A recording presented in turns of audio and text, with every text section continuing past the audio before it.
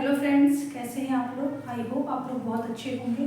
तो मैंने जो आपको पढ़ाना शुरू किया था एक बेसिक इंग्लिश ग्रामर में, उसमें हमने अभी नाउन के काफ़ी सारे केसेस और सिंगुलर प्लूरल को बहुत डिटेल में पढ़ा है। तो अभी मैं आपको पढ़ाने वाली हूँ केस। तो नाउन में केस क्या होता है, वो हमें क्यों ज़रूरत पड़ती है, तो वो हम समझेंगे जैसे जैसे मैं टॉपिक को कंटिन्यू करूँगी आगे। लेकिन फिर भी मैं आपको एक ब्रीफ दे देती हूँ। तो हम केस इसलिए पढ़ते हैं जिससे हमें ये पता चल सके कि जो एक सेंटेंस है उसमें जो भी वर्ड्स आए हैं उनका आपसे आपस में रिलेशन क्या है। ठीक है, एक सिंपल वर्ड में आपको ये मैं समझा रही हूँ, ये ब्रीफ है बिल्कुल। तो जब हम इसको आगे में कंटिन्यू करूँगी तो आपको बेहतर समझ में आएगा। तो चलिए शुरू करते हैं। तो देखिए, case in a noun tell about the position and role of a noun in a sentence.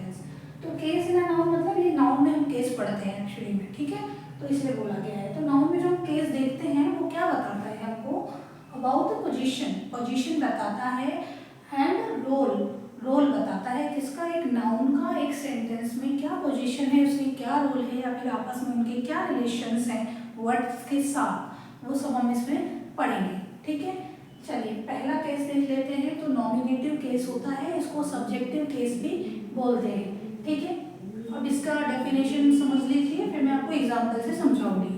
तो when a noun acts as the subject of a verb in a sentence, it is said to be in the nominative case और subjective case. It means यहाँ पे क्या बताया जा रहा है, when a noun यानी कि जो नाउन है एक्ट करेगा सब्जेक्ट की तरह एक वर्ब के सब्जेक्ट की तरह जो नाउन एक्ट करता है किसी सेंटेंस में, तो उसे हम नॉमिनेटिव केस या सब्जेक्टिव केस कहते हैं। टू फाइंड, अब यहाँ पे ये तो हो गया इसका डेफिनेशन। इसके नीचे है कि हम फाइंड आउट कैसे करते हैं। तो to find noun in a nominative case, make a question with who और व्हाट बिफोर द वर्ब। यानी कि अगर आपको किसी नॉमिनेटिव केस को यानी कि किसी नाउन को एक नॉमिनेटिव सेंटेंस में, किसी भी सेंटेंस में आपको नाउन ढूंढना है, ये वो नॉमिनेटिव केस वाला नाउन है या कुछ और है, तो नॉमिनेटिव केस अगर आपको फाइंड करना है तो वो क्या करना है, आपको सेंटेंस जो मेक अ क्वेश्चन, आपको एक क्वेश्चन पूछना पड़ेगा या क्वेश्चन बनाना पड़ेगा, किससे, हु से और वर्ड से। ठीक है, अब हु और वर्ड में डिफरेंस क्या है, तो हु पर्सन के लिए आएगा और वर्ड थिंग्स के लिए आएगा। ठीक है, बिफोर द वर्ब यानी वर्ब के पहले आपको ये पुट करना है हु या वर्ड। इससे जब आपको आंसर मिलने लग जाए तो आप समझ जाना तो नॉमिनेटिव केस है। फॉर एग्जाम्पल, तो मीना इज डांसिंग। ठीक है, तो मीना यहाँ पे क्या कर रही है, डांसिंग। मैं क्वेश्चन क्या पुट कर सकती हूँ, तो यहाँ पे मेरा क्वेश्चन हो सकता है who is dancing. When I ask who is dancing, you reply me the name of the person. Meena is dancing. Okay. Second one is if I ask who threw a stone. ठीक है, तो आप क्या बोलोगे, John threw a stone. एक तो ये निकल रहा है इसमें। ठीक है, एक क्वेश्चन इससे क्या बनता है, इसमें क्या बनेगा, who threw a stone। ठीक है, एक क्वेश्चन तो ये बन रहा है कि स्टोन किसने फेंका, हम क्या आंसर देंगे, जॉन ने फेंका। इसमें एक क्वेश्चन और भी बनता है। ठीक है, अभी मैं बताती हूँ आपको, व्हाट डिड जॉन थ्रो। एक क्वेश्चन इसमें जो इस वाले सेकंड आप एग्जांपल में देखेंगे दो क्वेश्चन बनता है कि पहला क्वेश्चन बना कि हु थ्रो अ स्टोन, जिसका आप आंसर देंगे जॉन। सेकंड क्या बनाया, what did John throw, John ने क्या फेंका। तो यहाँ पे जो स्टोन है ना, ये एक्चुअली में क्या है, स्टोन यहाँ पे जो है क्या है, आप स्टोन यहाँ पे एक थिंग है, और थिंग के लिए जो हम क्वेश्चन पूछेंगे, जैसा कि मैंने आपको यहाँ बता भी दिया था, थिंग के लिए हम व्हाट लगाएंगे। ठीक है, इससे हमें क्या पता चलेगा, अगर हु और व्हाट का आंसर मिल रहा है आपको, तो आप क्या समझेंगे, वो नॉमिनेटिव केस है। ठीक है, यानी नाउन, आप उसमें नाउन आपने ढूंढा और वो नॉमिनेटिव या सब्जेक्टिव नाउन या केस है। चलिए अब इसको मैं रब कर देती हूँ, आई होप आपको अच्छे से समझ में आ गया होगा।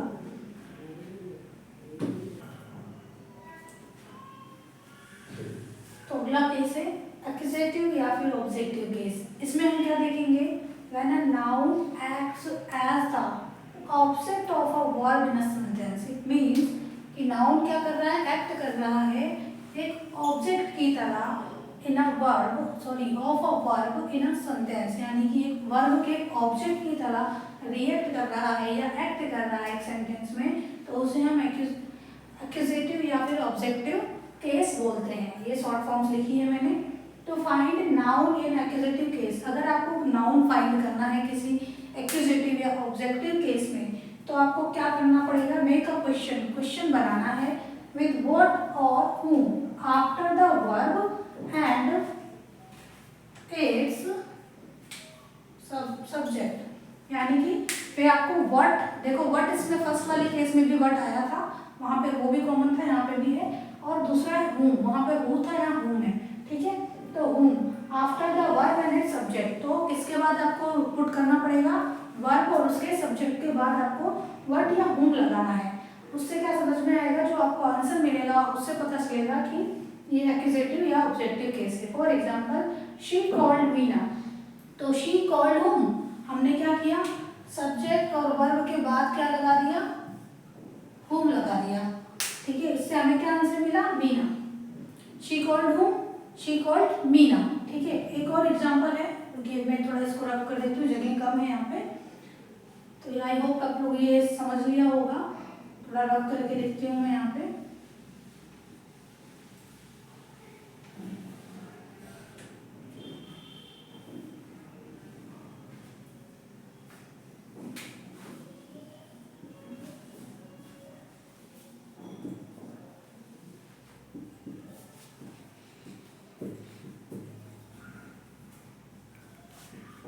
देखिए सेकंड है कि Sachin is driving a car, ठीक है।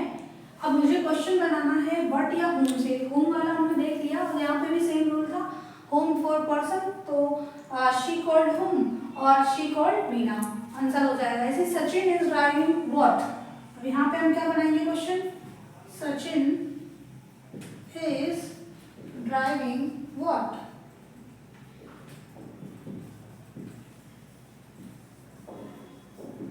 ठीक है। व्हाट से क्वेश्चन बना, तो इसका आंसर आप क्या निकालेंगे, कार। तो थिंक के लिए क्या लगा दिया हमने, व्हाट लगा दिया। होप कि ये भी समझ में आ गया होगा, ठीक है। तो हम आगे बढ़ते हैं इसको रब करते हुए।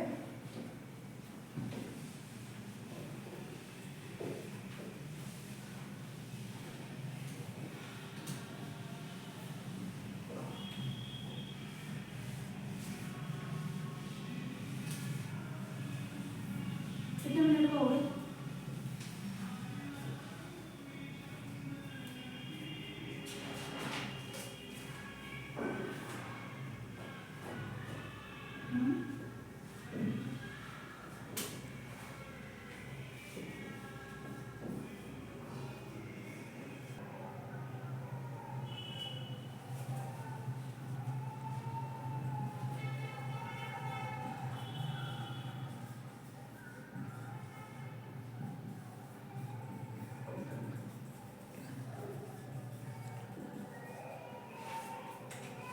देखिए अब यहाँ पे मैं थर्ड केस समझाने वाली हूँ, उसको बोलते हैं डेटिव केस, ठीक है।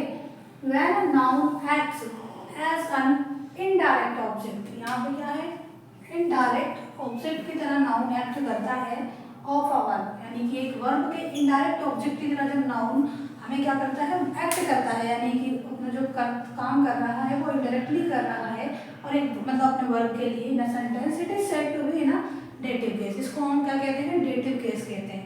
इसको आप आगे समझ लीजिए।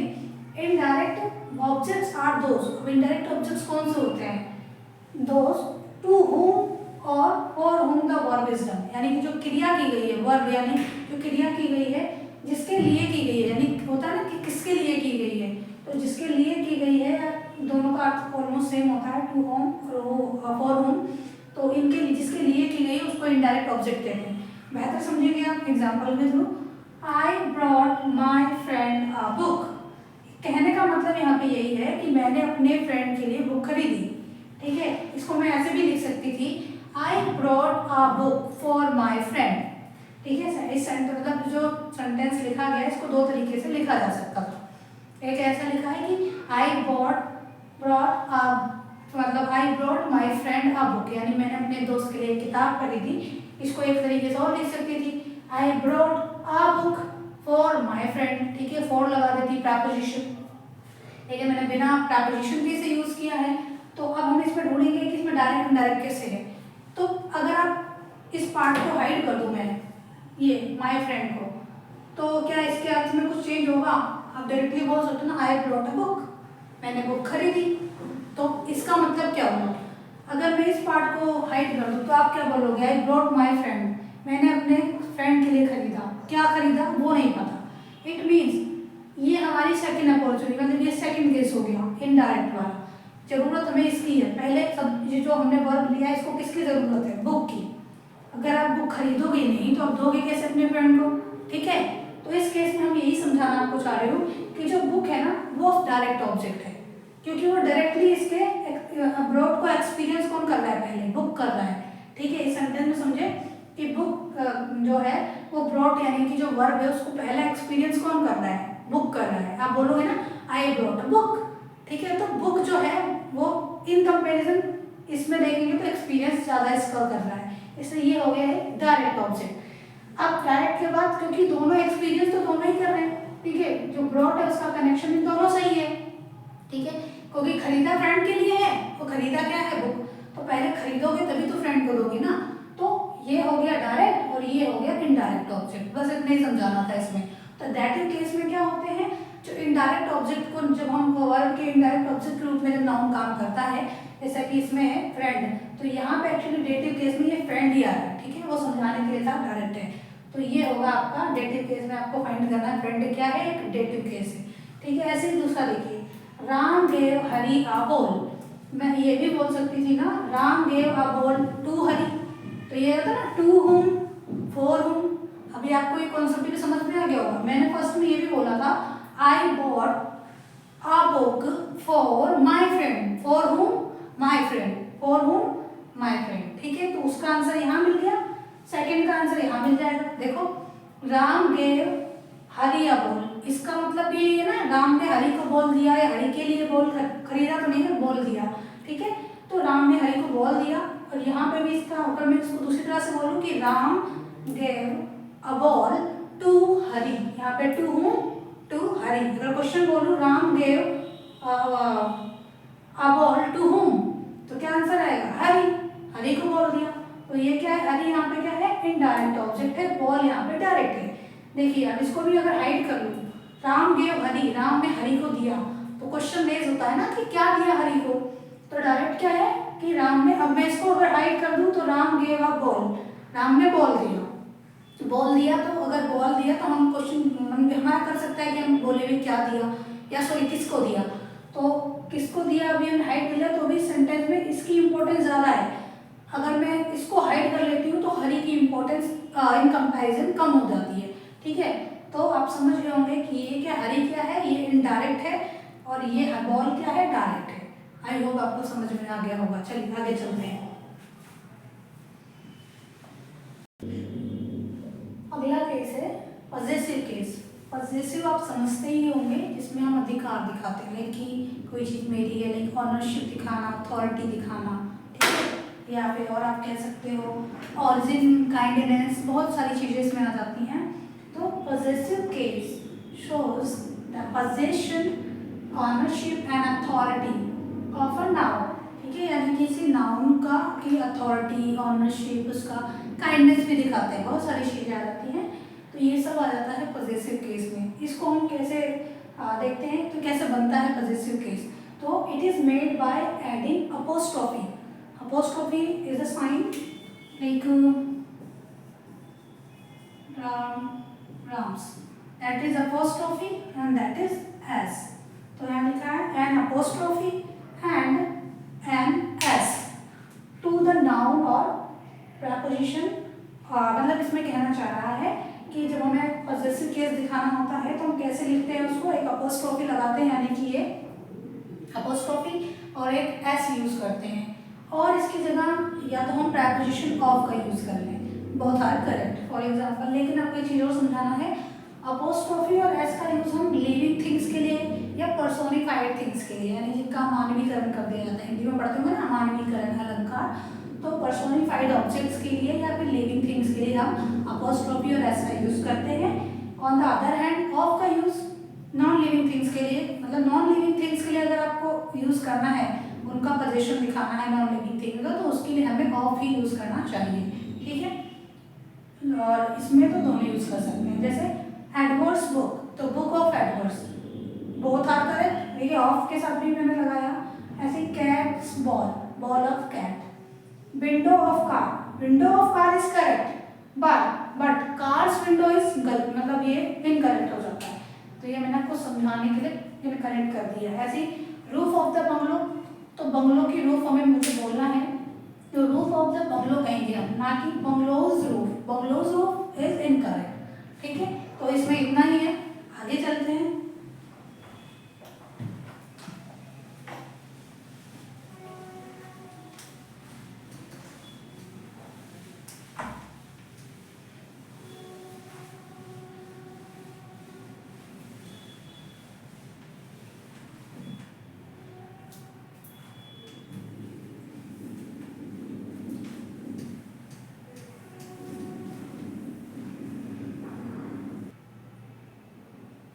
तो आगे लास्ट, ये इस चैप्टर का लास्ट पॉइंट है, फिफ्थ पॉइंट, वोकेटिव केस। बहुत आसान है, इसको भी समझ लीजिए।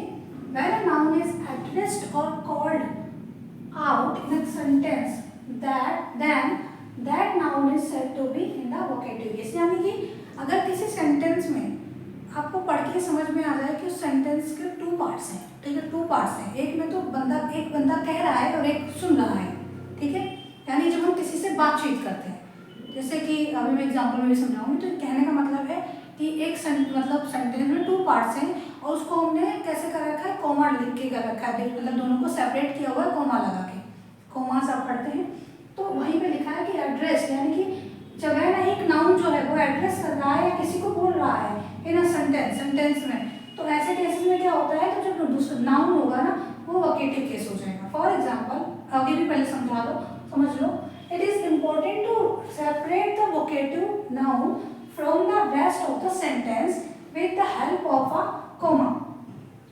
यानी कि जो वोकेटिव आपका जो वोकेटिव नाउन होगा उसको आगे सेंटेंस से अलग करने के लिए हम कॉमा का यूज करते हैं। For example I don't no, मैंने यहाँ कॉमा लिखा है, फिर मैंने सामंथा लिखा है। और जैसे कि मेरे साथ फॉर एग्जाम्पल यहाँ पर मेरे घर कोई लड़की बैठी है, उनका नाम सामंथा है और मैं उनको बोलती हूँ आई डोंट नो सामंथा, तो मैंने उसको एड्रेस किया है, ठीक है, मैं उनसे बातचीत कर रही हूँ, मैं यहाँ पे स्पीकर हूँ और बगल में जो भी मेरे हैं वो क्या है, लिसनर है, तो ऐसे केसेस में मैंने कॉमास यूज किया है, तो ये हो गया एक वोकेटिव केस, ठीक है।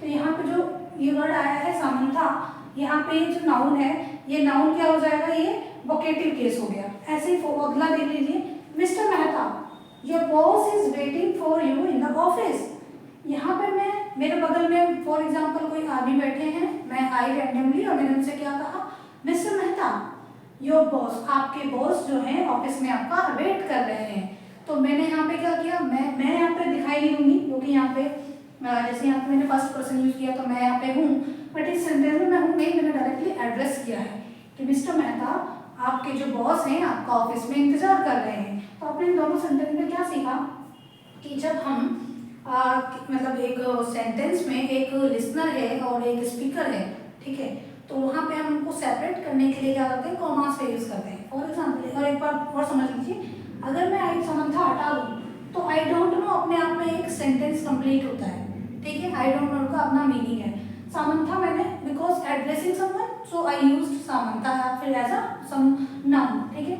ऐसे ही मिस्टर मेहता भी है, ये भी सेंटेंस कंप्लीट हो सकता है, your boss is waiting for you in the office, मुझे इसमें मैं डायरेक्टली भी तो बोल सकती थी ना कि why are you using the name of mister Mehta, I मतलब I can hear and directly say what I want to say him, तो मैं इनको डायरेक्टली बोल सकती थी कि your boss is waiting in the office, ठीक है, तो ये भी बात बोल सकती थी, लेकिन मैंने मिस्टर मेहता ऐड किया, उनको एड्रेस करना चाहती थी मैं, तो उनका कॉमा लगाया। अगर मैं कॉमा हटा दूँ तो अब इसका मीनिंग क्या होगा, आई डोंट नो सामंथा, यानी कि सामंथा के बारे में मैं कुछ नहीं जानती, यहाँ मैं किसी को एड्रेस नहीं कर रही हूँ, तो ये वोकेटिव केस नहीं होगा। ये कौन सा केस हो जाएगा फिर यहाँ पे जो सामंथा आया है ये हो जाएगा ऑब्जेक्टिव केस। ठीक है, क्या हो जाएगा? Objective case. बिकॉज फिर ये सेंटेंस अपने आप में अधूरा है और ये पूरा एक सेंटेंस हो गया। यहाँ पे मैं किसी सामंथा को एड्रेस नहीं कर रही हूँ, यहाँ पे मैं क्या कर रही हूँ, मैं जनरली एक बात स्टेटमेंट दे रही हूँ कि आई डोंट नो सामंथा, मैं सामंथा को नहीं जानती। होप कि आपको अच्छे से समझ में आ गया होगा। पहले केस में क्या था, I addressing Samantha that I don't know, मैं किसी चीज़ के बारे में बोली कि मुझे नहीं पता उस बारे में, तो सामंथा को मैंने वो चीज़ बोली, तो सामंथा वहाँ लिस्ट में थी। बट यहाँ पे मैं सामंथा को ही नहीं जानती। ठीक है, समझ रहे होंगे डिफरेंस। ठीक है, आई होप आपको इस समझ में आया होगा। इस चैप्टर को मैंने बहुत बोलते हैं ना ब्रीफ में आपको पढ़ाया है, डीपली नहीं पढ़ाया। मुझे लगता नहीं है कि आपको इतना डीप पढ़ने की ज़रूरत है एज अ लर्नर, क्योंकि आपको इसमें कोई पीएचडी तो करनी नहीं है। तो ये मैंने बहुत ऊपर से ही पढ़ा दिया है और यहीं पे चैप्टर खत्म भी होता है केसेस का। भली बाकी अगर आपको और भी डिटेल में समझना हो तो आप कमेंट बॉक्स में जरूर लिखें। चलिए, थैंक यू।